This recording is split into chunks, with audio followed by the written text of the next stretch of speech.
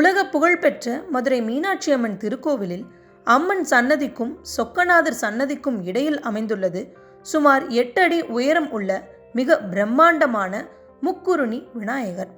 வண்டியூர் மாரியம்மன் தெப்பக்குளம் தோண்டப்பட்ட சமயத்தில் 4 நூற்றாண்டுகளுக்கு முன்பு மண்ணுக்கு அடியிலிருந்து இந்த பிள்ளையார் கிடைத்ததாக பக்தர்களால் இன்றளவும் நம்பப்பட்டு வருகிறது. இங்கு ஆண்டுதோறும் விநாயகர் சதுர்த்தி அன்று முக்குருணி அரிசியில் பிள்ளையாருக்கு தொடர்ந்து கொழுக்கட்டை படைக்கப்பட்டு வருகிறது. அந்த வகையில் மதுரை மீனாட்சி அம்மன் கோவிலில் உள்ள விநாயகருக்கு முக்குருணி அரிசியில் இந்த ஆண்டும் 18 படியில் கொழுக்கட்டை படையல் செய்யப்பட்டது. இங்கு நூற்றுக்கணக்கான பக்தர்கள் வந்து தரிசனமும் மேற்கொண்டனர். திருச்சி மலைக்கோட்டையின் அடிவாரத்தில் மாணிக்க விநாயகரும் மலையின் உச்சியில் உச்சிப்பிள்ளையார் கோவிலும் அமைந்துள்ளது. இக்கோவிலில் விநாயகர் சதுர்த்தி விழா ஒவ்வொரு ஆண்டும் மிகவும் சிறப்பாகவே கொண்டாடப்படும்.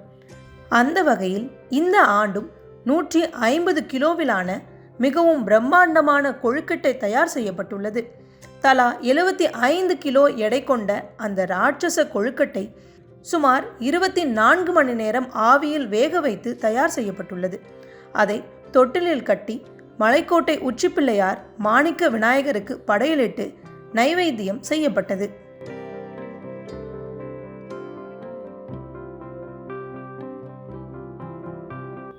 கன்னியாகுமரி மாவட்டத்தில் விநாயகர் சதுர்த்தி விழா அனைத்து கோவில்களிலும் சிறப்பாக நடைபெற்று வருகிறது. குறிப்பாக கன்னியாகுமரி மாவட்டத்தில் விநாயகர் சதுர்த்தி விழாவை முன்னிட்டு நாகர்கோவில் கிருஷ்ணன் கோவில் அருகே உள்ள ஸ்ரீ விஜய கணபதி திருக்கோவிலில் சிறப்பு பூஜைகள் நடைபெற்றன. ஏராளமான பெண்கள் கலந்து கொண்டு சர்க்கரை கொழுக்கட்டை, பச்சரிசி கொழுக்கட்டை செய்து பொங்கலிட்டு வழிபட்டனர். கோவில் நகரமான காஞ்சிபுரத்தில் காமாட்சி அம்மன் சன்னதி தெருவில் பிரசித்தி பெற்ற ஏலேல சிங்க விநாயகர் கோவில் அமைந்துள்ளது. இக்கோவிலில் ஆண்டுதோறும் விநாயகர் சதுர்த்தி விழாவை முன்னிட்டு புதிய ரூபாய் நோட்டுகளால் சன்னதி கருவறை முழுவதும் அலங்காரம் செய்யப்படுவது வழக்கம். அந்த வகையில் ரூபாய் 20 லட்சம் மதிப்புள்ள புதிய ரூபாய் நோட்டுகளால் கோவில் கருவறை முழுவதும் அலங்கரிக்கப்பட்டு சிறப்பு அலங்காரத்தில் காட்சியளித்த விநாயகரை ஏராளமான பக்தர்கள் சுவாமி தரிசனம் செய்து வழிபட்டனர்.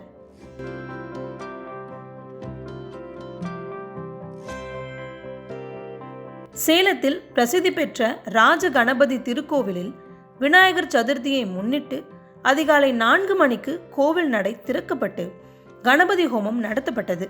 மேலும் ராஜ கணபதிக்கு சிறப்பு அபிஷேகங்கள் செய்யப்பட்டன.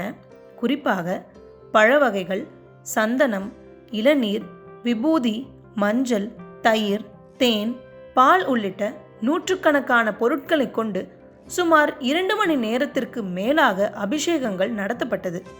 பின்னர் தங்க கவசம் சாத்தப்பட்டு தங்க கவசத்தில் ராஜ கணபதி அழகுற காட்சியளித்தார். அதிகாலை முதலே பக்தர்கள் நீண்ட வரிசையில் காத்திருந்து ராஜ கணபதியை தரிசனம் செய்தனர்.